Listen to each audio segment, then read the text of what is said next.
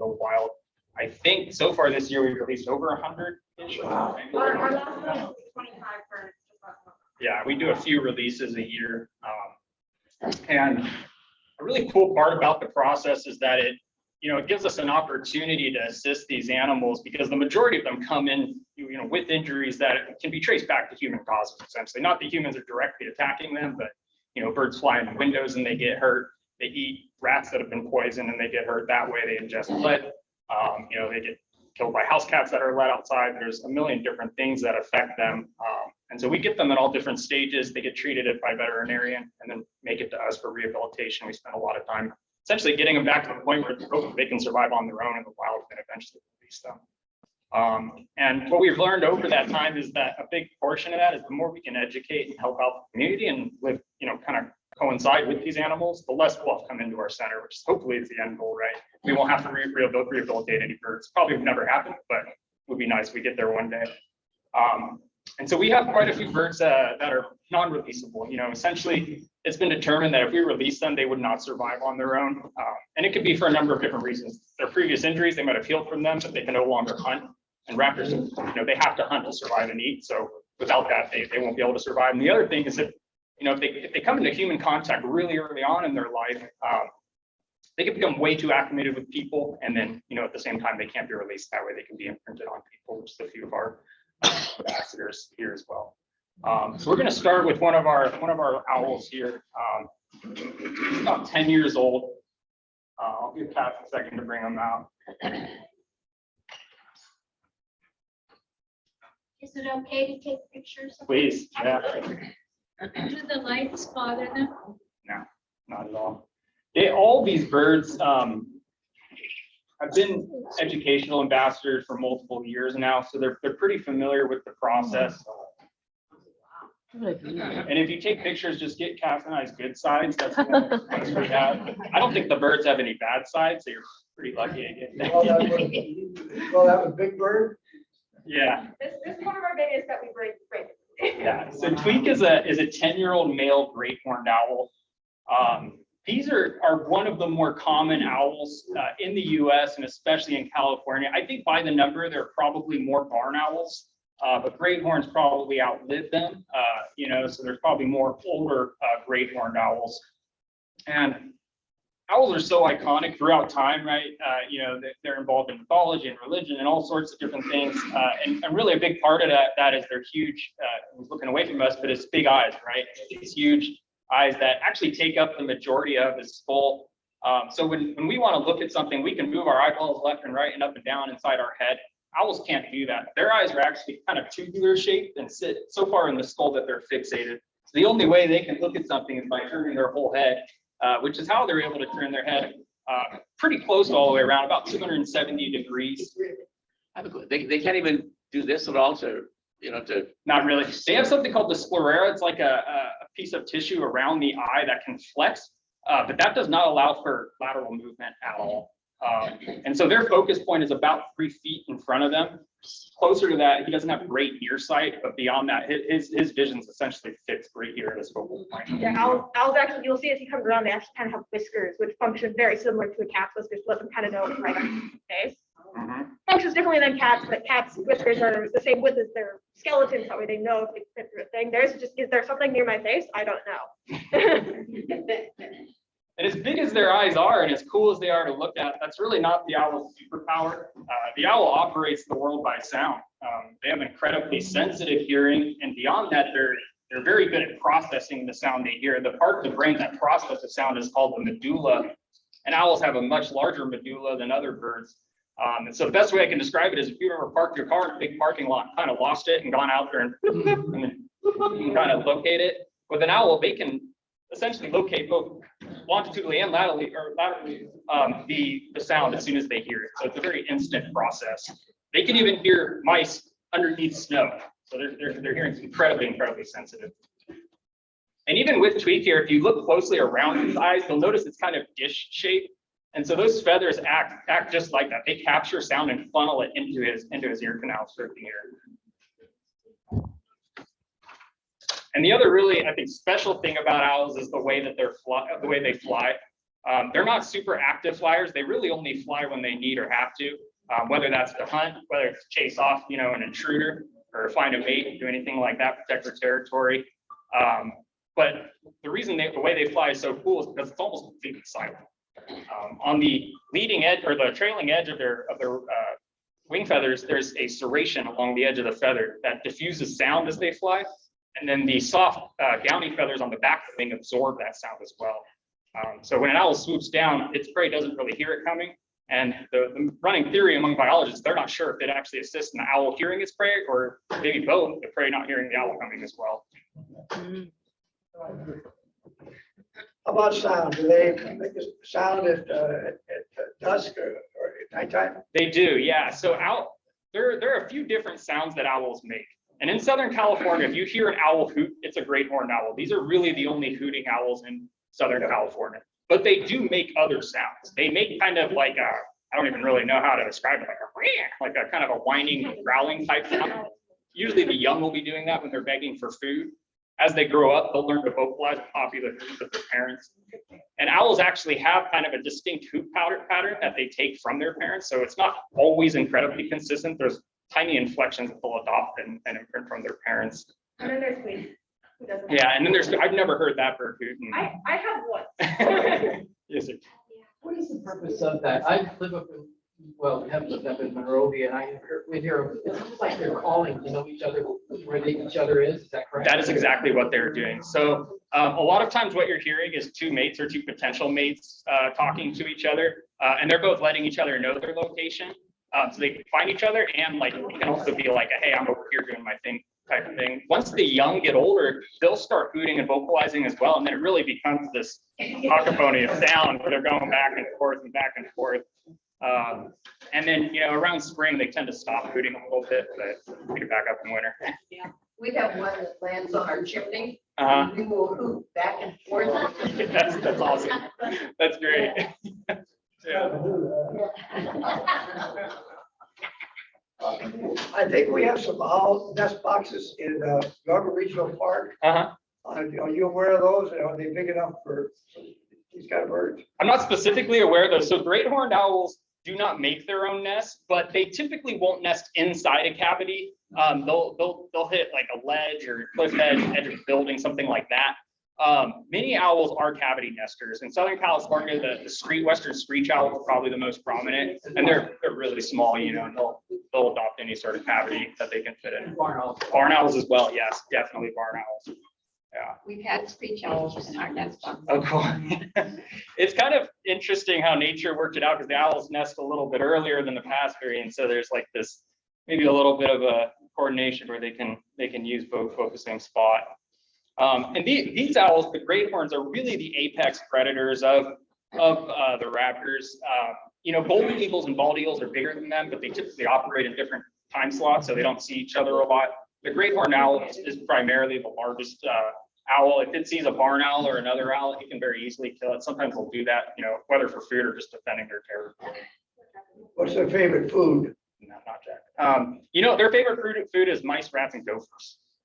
We love owls. Yeah, yeah. But pretty much anything they do. They can eat squirrel. They can eat skunk. They don't have a great sense of smell. Perfect for you. Yeah, they really are. They kill a skunk? They can. Skunks are big. They are. They have about, and I've heard kind of mixed numbers on this. They have about 300 psi in their grip strength.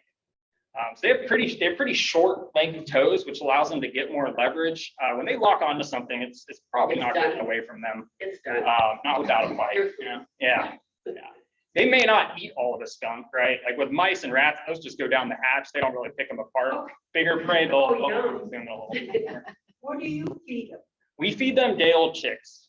So Oh. we do not live feed them anything.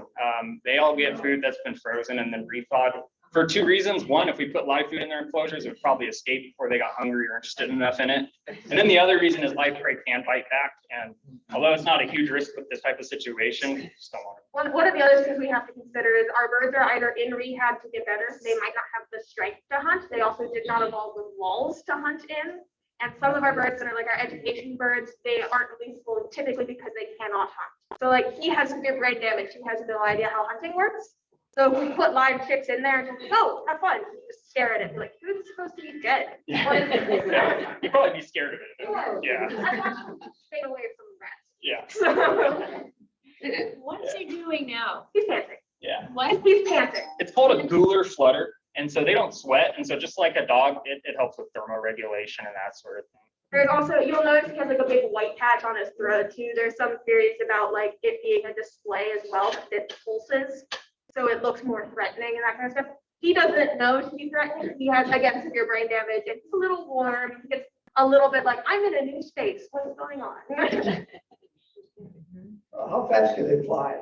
Is that been recorded? You know, I don't know specifically. I would guess not that fast. Like a red-tailed hawk and just flight like that is about 45 miles an hour. I imagine they're a little bit slower, just given the shape of their wings tends to arch up a little bit. So they're like their goal really isn't outright speed. Most of what they catch is just going straight down. And the way that their feathers work, they've sacrificed speed and maneuverability for silence. Mhm. So the air kind of goes through them. They kind of, when you see an owl fly, they seem to float more than anything else. Because they're kind of just having the air go through them as opposed to cutting through the air. So their whole hope is that nothing sees them or hears them until they hit it, rather than I'm gonna chase this. Could you describe their behavior in nesting? And I would ask this also about barn owls, because I see a barn owl perched in a pine tree near my house. And I figure it must be the male, and the female and the chicks must be somewhere else. So what do they do and when do they do it? That's a great question. So they do trade off incubating and taking care of the chicks. Both the female and the male will hunt and deliver. Typically the male, so the females are always bigger than the males. And one of the running theories behind that is that the female can sacrifice some of its own body weight to stay with the chicks. And also the males are a bit more agile when they're hunting, being a little bit smaller. And so when there's a higher caloric demand, the female can hunt the larger prey. I'm sorry, I can't hear you. So part of the theory is that the male might hunt when the eggs are in the nest, and then the female hunts when there's chicks. Because when there's a larger caloric demand, when there's smaller prey, the male's already hunted all of it, the female can hunt like the large rabbits as opposed to like the small squirrels. So when there's more, when the babies need more food, then the female can step in and do that. But that's a theory. And they do lay eggs asynchronously also. So they'll lay an egg one day and then the next day and the next day. So with barn owls especially, they can have a much larger clutch size. That oldest sibling will be significantly bigger than that freshly hatched one. Barn owls also have a much wider nesting range. In Southern California, they can nest year round so long as there's food. While these guys really only nest in like the winter. Right. So my wife and I used to, we used to go out to 29 Palms, the bed and breakfast there. But they had, one of the fun things about it is they had a large tree and they had great horned owls. And what they also had is a nest camp. And that was so much fun seeing. Yeah. But we went back, we did that for like 3 years. The 4th year we went back there. We go, where's the nest camp? Where's this? And they go, crows go. Yeah. Like there was like 4 crows that came in and they were trying to get the chick. And Yeah. they killed her. Yeah. I'm not sure what happened to the. Yeah. And any sort of corvid is very competitive with any raptor. And I've seen documentation of like red-shouldered hawks and owls, red-shouldered hawks and crows teaming up to chase out a great horned owl, right? They weren't necessarily working together. They're both just like, we don't like this thing, let's chase it at the same time, But yeah, they really aren't friends. And being as much as scavengers as crows and ravens are, they will take that opportunity, especially with owl nests. A lot of times they're littered with, half a gopher here and a full mouse here. It's kind of a buffet for raccoons are another thing that can predate owls out of the nest. So very tempting. Mhm. To be fair, these guys do eat other nest inhabitants if they want the nest. Basically all of them, yeah. You get what you give. Yeah. And owls are they're really widespread. They're on every continent except for Antarctica. There's 244 of them, 244 different species. I'll name them all real quick. There's about 14 you'll see in California, maybe about 8 of those in Southern California. The great horn, the barn owl, and the screech owl are probably the most common. Then we got, burrowing owls. We also have long-eared, short-eared owls. Flammulated owls live in more forested areas. The tiny elf owl would be more in the way southeast desert area. What's What's that? Sawwits as well. Yeah, that's right. And we're pretty lucky here in California because we have both the owl that occupies the largest physical space and the smallest. So elf owl is the smallest species of owl in the world. The great gray owl is technically the tallest, right? Great gray owls weigh less than wheat does there. For as big as they are all fluff and feather. But they are the tallest. You measure them tail to head. I have a question. On the burrowing owls, earlier in the spring, I went out, there was a group of them out by the Ontario Airport that I photographed. Do we have any other nesting areas around Orange County? That's a great question, Kath. I'll be right back. We gotta Burry's situated himself a little bit. There are other places. We'll have to ask Pat. They're a little better at knowing where they are. I live out in Ramona, and I know the grassland preserves, they've just set up a kind of a protective area over the burrowing owls there. And there are some on, I guess it's not Orange County, but in Pendleton, there's some burrowing owl nesting sites as well.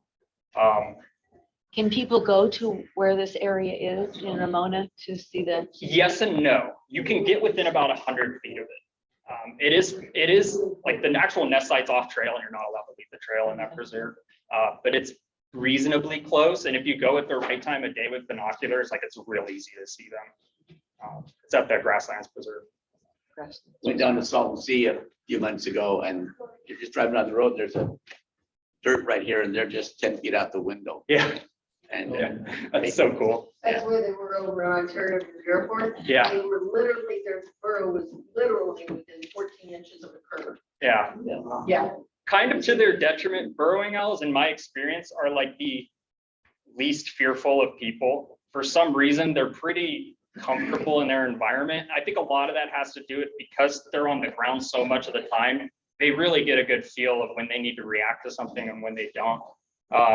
Probably the most interesting thing I know about burrowing owls is that the males will select burrow locations that have multiple burrows, and they'll keep one where the chicks typically aren't, but they'll store food and just like random things they find that are interesting. So it's kind of like the man cave that they have, you know, and like scientists have found like bottle caps and other strange objects in there. But yeah, it's pretty interesting. Development, I think, is one of the things that affects burrowing owls the most. You know, as we develop land, those burrows go away. They don't build them themselves. They take over a ground squirrel's previous hole or something like that. We actually used to have 6 or 7 years ago a burrowing owl ambassador, but not anymore. But you find burrowing owls the most amazing statistic. Oh, they're fascinating. How many other flying animals are also burrowing animals? Right? Yeah. And how many daytime owls are there? Not a lot. Yeah. So this is Philip, and Philip is a Cooper's hawk. He's fully blind, so we can turn the lights off or on. It'll make no difference to him at all. When we talk, when we come around, it's together. Yeah. Cass has to communicate with him so that he's aware of basically what's coming next, and that he's, you know, basically in a safe space still. And these birds originally were found in forested areas, but they've adopted so well and adapted so well into the human environment and the suburban landscapes. And a lot of that is because, you know, people hang up bird feeders and there's all these little passerine birds. Coopers primarily eat other birds. They will eat, you know, tiny rodents and stuff like that if they see it. But their primary diet is other birds. Bluebirds, Yeah. You know, but I will say this, that 1 out of 10 of their attempts at catching something is successful, right? And I have to assume that the one they catch is either sick, old, weak, or it just made a mistake, right? Hopefully it's the other 3, but you know, it could be that 4th one. And really the end benefit is, right, like the stronger bluebirds survive and they breed, so then the next generation is a little bit, you know, more adaptive. But the But most populous hawk in Southern California. I would probably say so. I mean, people probably see more red tails just because they think they see more red tails, but these guys are everywhere. The problem with Cooper's hawks is they're sort of a small brown fast thing. So a lot of people look at it and go, I don't know what that is. But look at a red tail and go, oh, it's got a red tail. Yeah. I know what that is. And these, sorry, go ahead. Is this one exceptionally small? He's a male, so, and that's about what the males are. He's honestly kind of big. Yeah. Yeah. He's weighed as much as a pound, which is quite large. And the females, like with other raptors, the females are about 1/3 larger. He does have very large feet. Yeah, he does. Like, Yeah. And these birds are probably the fastest hawk in Southern California. They're super quick. And their main method of hunting is just kind of hiding in a tree, waiting for an opportunity and then just surprising out in ambush.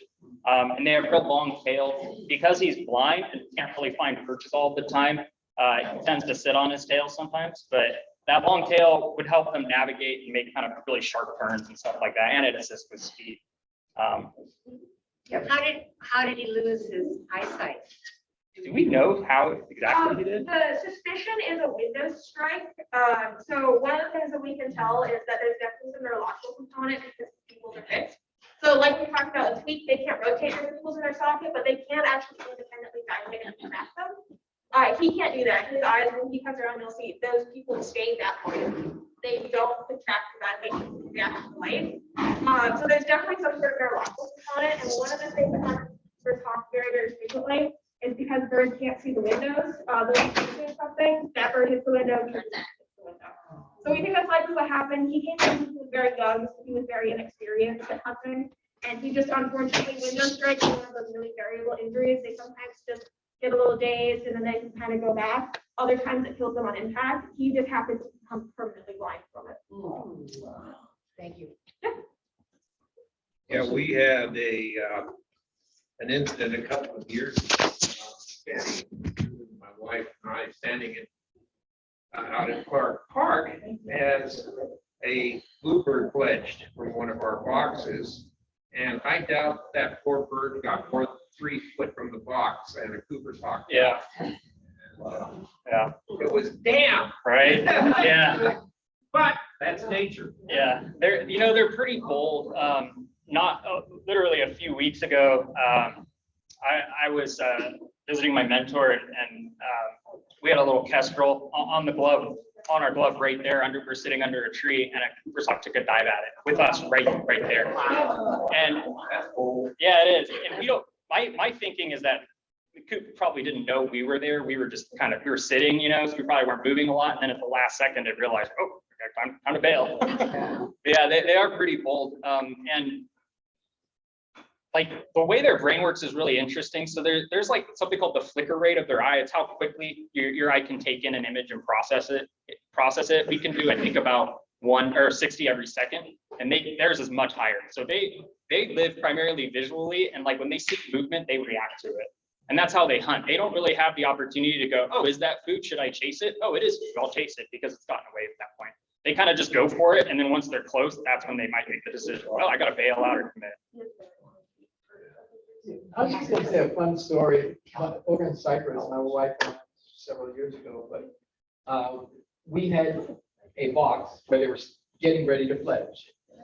And of course, right next tree over was a Cooper's hawk. Mhm. We're very aware of that. Oh, this is not good. Yeah. But then what happened is we saw a mockingbird. It came down and kept going really close, harassing it, harassing. And then to our surprise, we weren't surprised with that. Mockingbird, Right. that's not a big deal for them. Yeah. But we saw them as Alan's hummingbird joining. Oh, wow. That surprised me. That's pretty And cool. eventually what happened, he got so tired of it, he stopped. Yeah. Yeah, hummingbirds are pretty bold. They're so fast. I think they know they can get away with those types of things.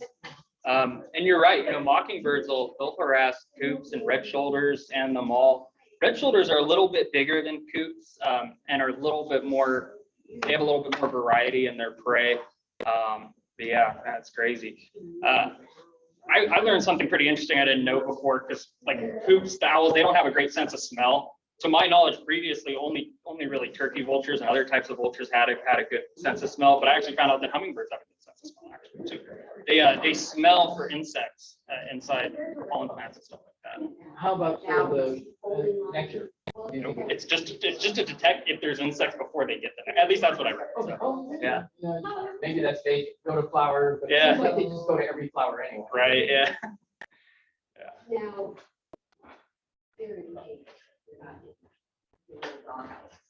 Yeah, so we transport our birds in the night, but when we go back to our facility, they have large enclosures called cages. Okay.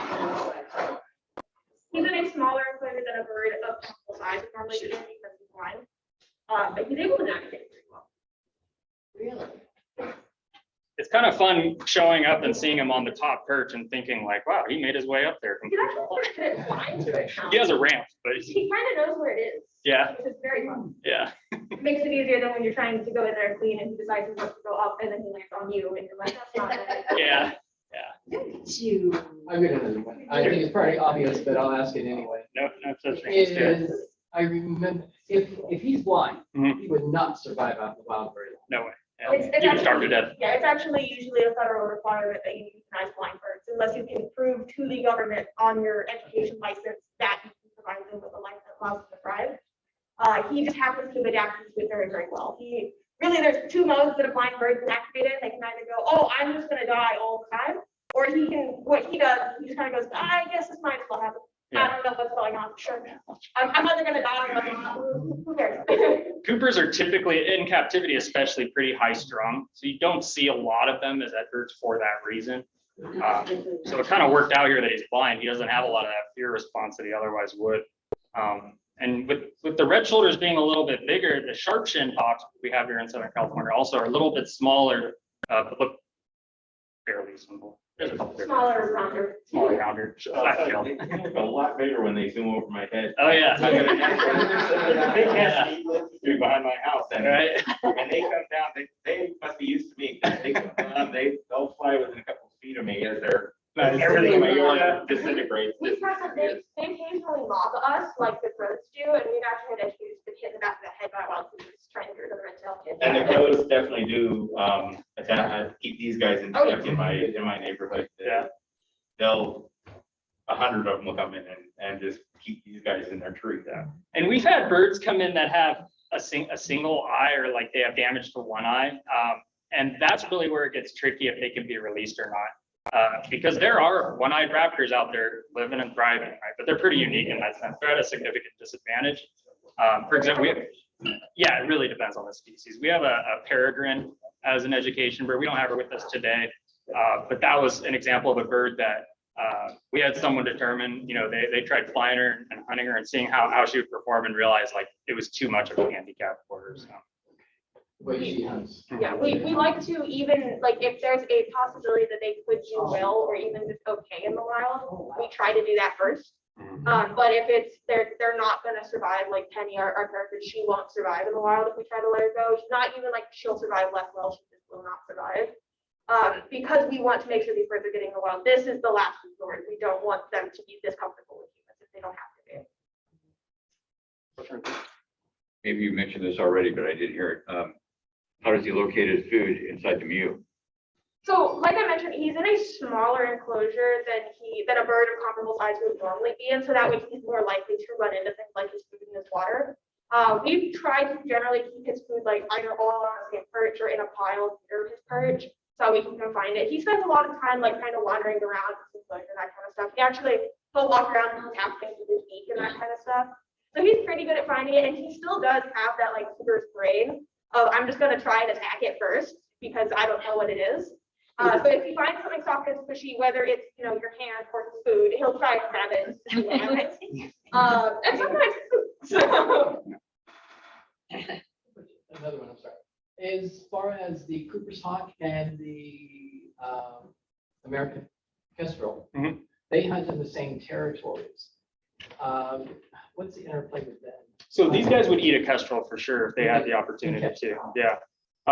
Kestrels are a little bit more, I don't think they're any faster in an outright flight sprint, but just given their smaller size, they're maneuverable, and that's kind of the advantage they have. Kestrels will hunt little tiny birds, but their primary diet's insects and stuff like that. Maybe little mice and moles and frogs and lizards. I did see once in the park, I saw American kestrel actually chasing the bird down, and that was surprising. I've never seen that before. Yeah, we saw. Actually, I don't know if that was you, but the other day we saw at our center a kestrel chasing a red tail. Yeah. Which makes it, I mean, that one makes more sense to me because the red tail, like, they're just not quick enough. They don't really. I mean, if the opportunity was right, they could do it. But they're not going to turn over in the air and grab a kestrel. So yeah. I'll just come back later. You have a kestrel, right? Mm-hmm. Yeah.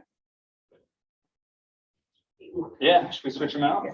Philip might take a bit. Thank you. Absolutely. How did you end up with this tourist? I don't know exactly how he was found. I know that once animal control brought up in. A lot of the birds that end up at our hospital, that's usually the process is, someone sees them, they call us or animal control, and then they come and pick them up and take them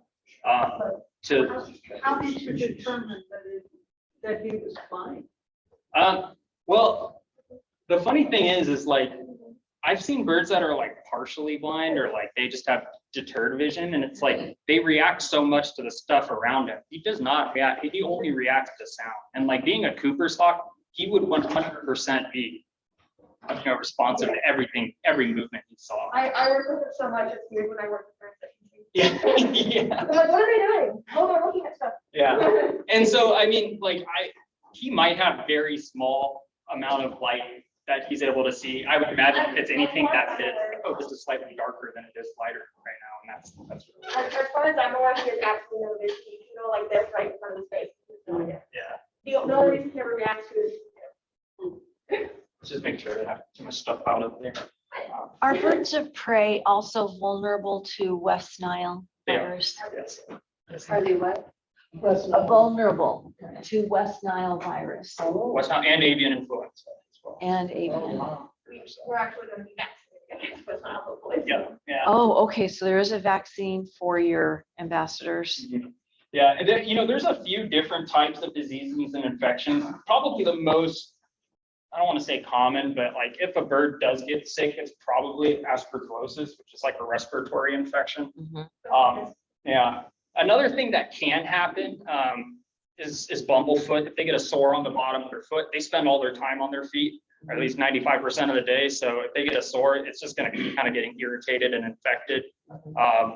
Like we provide them a variety of different perching material. They have AstroTurf, which is a very safe material for raptors to perch on.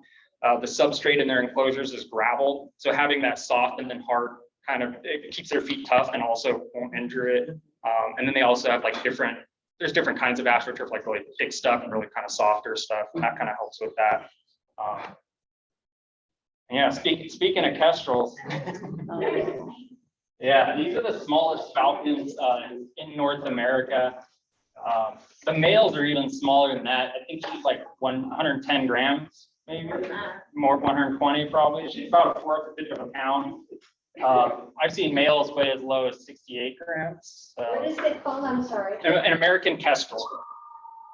Kestrel, yeah. That should be the most. I love that. Yeah, every intro we gotta have that. And these are really cool birds. Like one, they're so pretty. I wish they were bigger because whenever I see them in the wild, it's from a distance. I always say if you're looking for kestrels and you see a bird on a telephone line, it's about the size of a baseball and it's by itself, there's like a 50% chance it's a kestrel. Really? At least, I mean, if there's a field nearby, yes. If it's more, I guess, suburban, then maybe not. But they're pretty. Their population numbers have declined a lot over the past 30 years, like with all birds, but they have a relatively healthy population. They're not endangered or at risk. At least in the west and the northern east. Yeah. Doing well. Yeah. You don't see it too much in urban areas like County, right? It used to be that so like the story that one of our director tells is that when our center started, you used to get like 20 kestrels at a time and that kind of stuff. We'd only have like 2 or 3 Cooper's hawks. 20 years later, it's exactly flipped. We have 1 kestrel right now, and we have like 15 Cooper's hawks, just because the way that the environment has changed. Like some places here around Irvine are pretty good for kestrels, but just not as many as Cooper's hawks. What's the difference? I mean, They need more open space to hunt. The Cooper's hawks are forest birds, so the suburbs are pretty great for them, honestly. okay. Another thing to consider is a big portion of their diet is insects, and this affects a lot of the tiny owls as well. Is that like we as people don't really want insects around, and so as we take measures to remove insects, we also remove their prey base a little bit. Or we poison them. Yeah, exactly. Yeah, and these birds are super cool in the way they fly because not only are they pretty acrobatic and maneuverable in the air, they can also essentially hover in one space. So they can flap their wings really fast and kind of take a stationary position in the air, and you'll see that over an open field. They'll fly up and kind of hover there and then dive Wow. in. Yeah, there's them, and there's the white-tailed kites will do that. Why hiding. Yeah, barn owls are capable of it, but they don't really do it a ton. Do they like those green, fluorescent green, visually impaired bugs? If they do come to my house. Japanese. Yeah, probably. I mean, any sort of oh yeah. Any sort of hard-bodied insect is good eating for them. In some places, 90% of their diet is grasshoppers. So if it's like a grasshopper, they'll Yeah. You'll notice this bird's not blind because she's looking everywhere and everywhere. She's not as relaxed. These are also the speed burners of all the raptors, right? The what? Speed burners, fastest. So they're very fast. Yes, the peregrine falcon is the fastest bird in the world. And they don't even have, like, I think the highest clock speed was like 243 miles an hour, but they think it could go a little bit faster than that. Who's that? The peregrine falcon. Yeah. We have them. I'm sorry? We have them here. Oh, yeah. Oh, Right. And if you look, when Cass comes around, look at Quest's sear, and you'll see her nostril cavities there. There's a small little bump or baffle inside there. Same thing on a peregrine. And if you've ever seen a jet engine, it's the same thing in a jet engine, which is where they got that idea from. What that does is it prevents, when they're diving or flying at high speeds, from air just forcing its way into their respiratory system. So it controls the input of air. Holy cow, that's amazing. Yeah, it's pretty incredible. But even their body shape has been, their wing shape, their body shape has been adapted to a lot of different airplanes and flighted vehicles and that sort of thing. I'm an aeronautical engineer, and I don't remember them discussing design of that for birds in Yeah, the textbook. yeah, right. What about the hummingbird? Because that's not even supposed to be. Yeah, no, Correct? hummingbirds can't fly. Yeah. Come to my house. It seemed like it was textbook. Yeah. I saw there was, I'm taking pictures of this female up there, and a male came here. Yeah. So a lot of it depends on the time of year. Spring up through late summer, they are pretty territorial. Outside of that, if there's enough food available, they don't really mind each other. Like most of the other raptors don't really want to hang out with each other. They'll find their own spot. I've seen multiple kestrels relatively close, but that's just probably because there was a lot of food available nearby.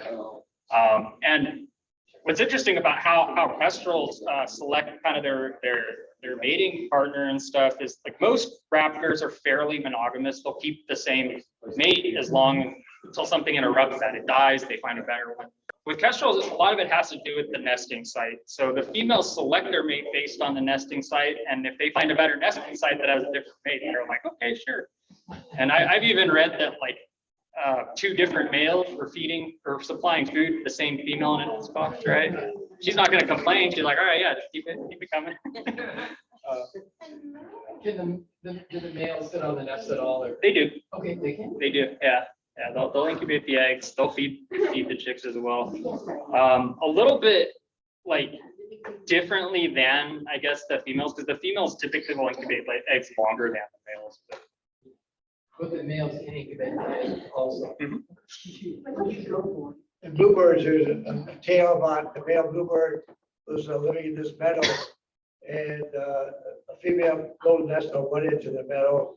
Another female built a nest on the other edge of the meadow, and the father was helping on both. That's great. Yeah. wow. Uh-huh. Two boxes that were relatively close to each other.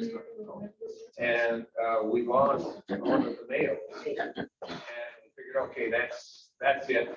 You know, it's done. And went back, I think next week, she laid eggs again. And we saw that this other male was flying from box to box with food. Wow. The big of this. Yeah. Hey, yeah, I mean, Yeah, but where? Oh, lot 1 and over on Rosecrans. and something else you might notice about Quest, She has kind of that blue-gray crown on her head. So something pretty interesting about kestrels is that the males are different. They have a different color pattern than the females. The males will have that blue-gray going down the wings as well. So they're a bit more striking in appearance. And they also have more dotted chest as opposed to the vertical kind of stripes that she has. Your vocab word is sexual dichromatism. I wanted you to say it. That's why. My word. That's why I just gave the definition. It's my word.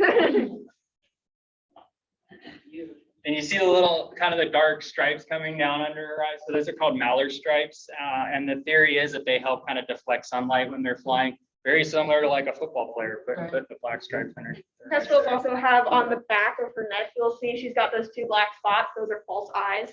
Similar to how like some other species of like butterfly or that kind of stuff have those. So maybe predators will go at that instead of at her.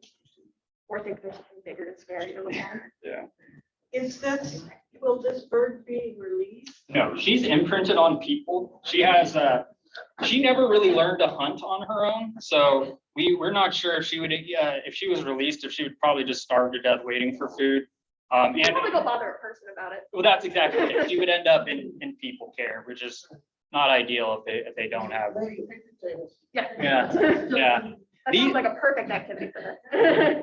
These and the smaller owls, I think, tend to be the ones that come into captivity illegally, unfortunately, at times, just because there's a big great horned owl can really hurt you, you know, but some people are like, oh. Cute. People also oftentimes don't know what this bird is. Right. I mean, our vet had somebody bring in an eagle thinking it was a type of parrot. Wow. But oftentimes people will find these specifically males like, oh, it's so brightly colored, it must be like a lost parrot or something Yeah. like that, and try to care for it, not knowing that it's actually a raptor. So that's why she's a really great species to bring out. Yeah, and kestrels especially, they imprint really easily. It doesn't take long for them to very quickly kind of think they belong with people when they really shouldn't.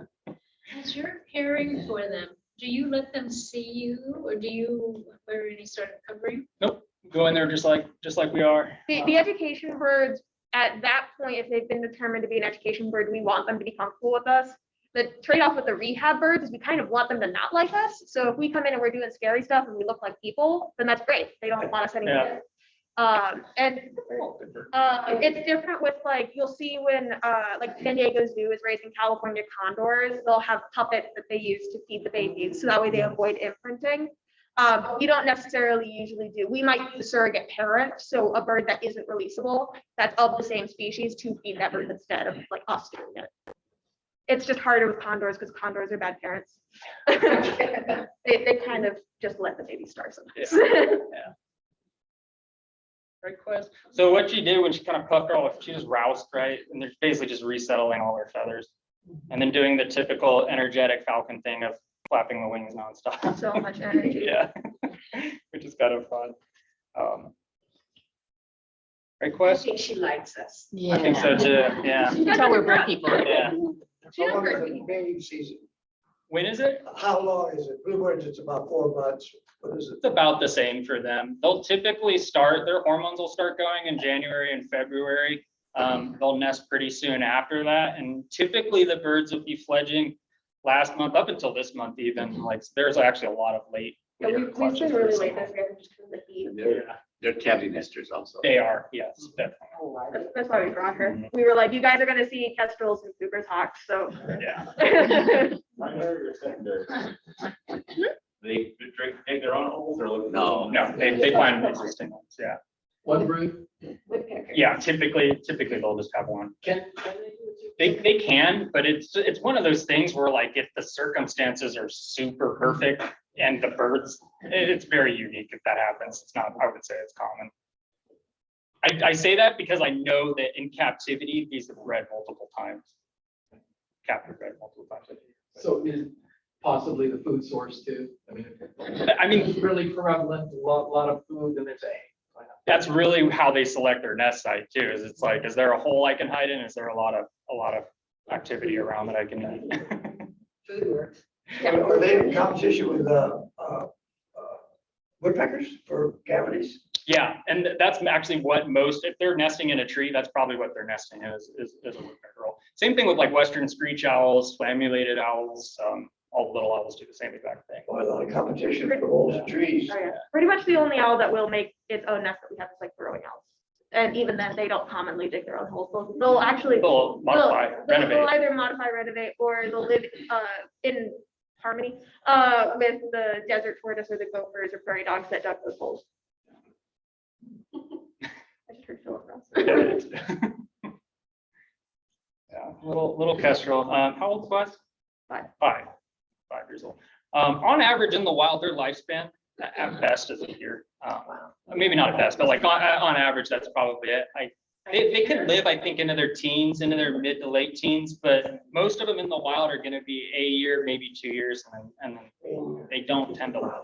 Infant mortality really drags the statistics down. Yeah, and they do, you know, they're a great meal for Cooper's hawks. So, and unfortunately, a lot of times the way that happens is kestrel finds a mouse or something and grabs it and flies off with it, and now it's kind of slow, weighs 100 grams, carrying a 20-gram mouse. It's kind of slow, and then another bird goes, oh look, two free meals. Yeah. And they're in the decline, I read. Yeah, I mean, all birds are, and like, if you look at, like, their classification is not like at risk, at least here in California, but like their population numbers have gone down. And it's one of those things where we're real close to that point where like in 10 or 15 years, they might be a pretty unusual bird to see, you know, you might not ever see them outside of an open field. And we're lucky, like where we are in California, the West Coast is having time. The West Coast is having a much better time with birds and that kind of stuff. While like from what I've read, the Northeast is having a really rough time with birds. So we just happen to have more environments and that kind of stuff. But they were hit very hard by like DDT and that kind of thing. Hit real hard by what? DDT. Oh, Thank you. Which is outlawed now. Yes. Right. The other pesticides still end up affecting them, less so because it's affecting my nest, but more so just because it's decimating their food supply. Because they eat bugs, so. And they're also fairly migratory depending on their environment. Like one's in a place where it snows a lot, will probably leave that snow area. Here in Southern California, like they might migrate, they might not. It really kind of depends, like we hit, on their food source. Go down to like South America. Yeah. And they change color too. They're like white down there. Right. Yeah, they get a lot paler the further south. We go to South America. Yeah, there are populations in South America and that kind of stuff. And one of the interesting things that'll happen is these guys, their plumage actually is very different depending on where they're at. So in South America, they're actually white. They're very pale. It's very striking. I recommend looking it up. Do they eat butterflies? They can. Butterflies go to South America. Yeah. It's kind of funny with the raptors that migrate, well, especially the owls, like that, the big great horned owl, they don't migrate at all. The smallest owl in the world, the elf owl, third smallest, the flammulated owl, those both migrate hundreds of miles every year. Well, I think if it's not the longest, it's one of the longest migrations in the world, is the Swainson hawk, because the Swainsons that are up at like the tip of North Canada go all the way down to the tip of South America. They don't all do that, depending on where they live year round, but they do make that big migration every year. I thought hawks didn't fly over oceans or bodies of water. Well, Swainson's hawks aren't, because they're just going straight over the landmass and that kind of stuff. There aren't, as far as I'm aware, any that would really be pelagic in any capacity, other than ospreys, but that's. There are not any red tails in Hawaii, so. That is true. There's the rufous-tailed hawk in Right, South America. But these would be indigenous. Yeah. Yes. What would it take them to fly all that way from Canada? Yeah, a while. A while. Yeah. Yeah. You just get down there and you gotta turn around. Pretty much. I've read that condors can fly about 400 miles in a day, and they're huge and way up there riding wind currents. I imagine it's a lot less for them. They kind of come through California to migrate, but they're not. Yeah. Could you stand in front of the camera and let the people at home have a close up? Yeah. Closer look, yeah. Camera. Yeah. I'm trying. Oh, you're showing on. Yeah. She's the show history. Lovely camera. Oh, yeah. Well, like we said, she's an imprint. She's like, oh, attention. If you notice, if you look on her back, her wings kind of cross over like that. That's a pretty like typical falcon thing. They have these huge long wings, They're actually called in falconry long wings for that reason, and all of them will do that. Their wings will cross over. I think that's the coolest looking part of, yeah. The tree swallow has the same kind of. Mhm. I think they have the same wing shape. There's like 3 or 4, in Rapids, there's 3. I think there's 4 total like wing shapes, and they have the high speed wings, which I would assume swallows have. But ducks also have it. Because ducks, they're very heavy, but the way that they fly, that's better for them and that kind of stuff. But then those actually shows off if she behaves.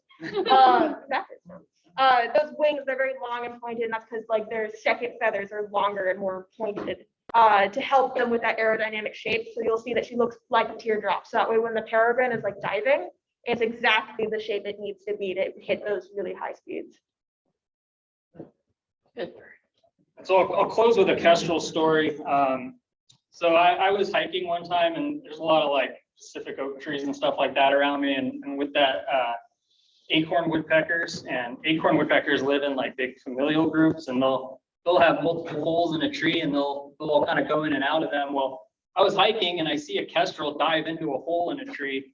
And then it was like the floodgates open. Acorn woodpeckers were just popping out of every single cavity of this thing. And then a few seconds later, the kestrel's head pops out of the same hole with just like this bewildered look on its face. Like, I have no idea what it flew into. Yeah, definitely.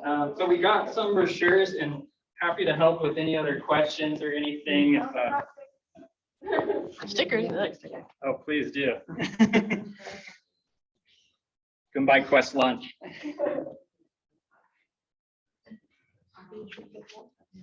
Yeah, take one of each. So Is, okay. So if we were to find an injured bird, would we call animal control or would we call you? you would call animal control. So we do not actually go, we won't go out and pick up a bird. The legal process that we have to go through is it goes to animal control brings it to our vet, and then from the vet, it comes to us. Should we just call our vet? Not all vets work with wildlife. Right. So not all vets will work with wildlife. There's a good chance if you brought it to your vet, it would end up at rhino animals.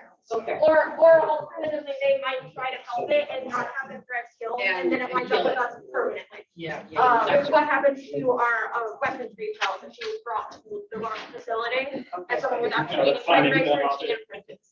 Okay, so animal control. then. Yes, Okay, thank you. we train them, they know. I don't want to find them though. Right. That's the goal, that's the goal. Is there a third? Probably, they all Ah, come to our facility like once a year and get training. fourth bird, not for us. Okay. I volunteered. Oh, well. Yeah, be sure, geez. Of course, yeah. We try to mix it up in my house. We try to figure out the looks today, so. They'll kind of fly out. Education. I'm gonna come up here.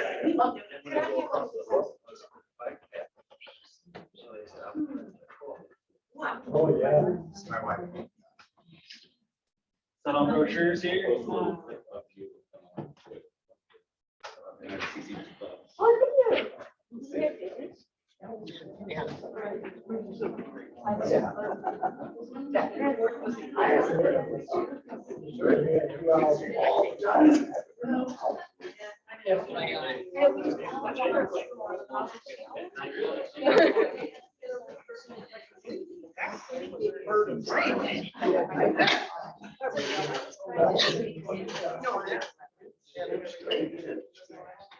So you're going on to animal control. We don't have a dedicated response task force because we are entirely volunteer.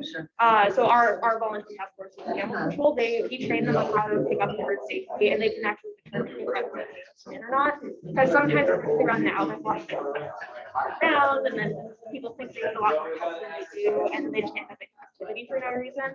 There are reasons why, like they're in an unsafe spot, but animal, actually, Irvine, animal control is the one that developed a system of kind of like putting a bucket or something similar up on the tree. So they can get to the nest and still get the bird off the ground. So, but they come out and determine that. 'Cause one of the things, we obviously want to make sure the bird is safe. We want to make sure you are safe too. Sure. Because a lot of people are like, oh, can I just go grab it? Grab it.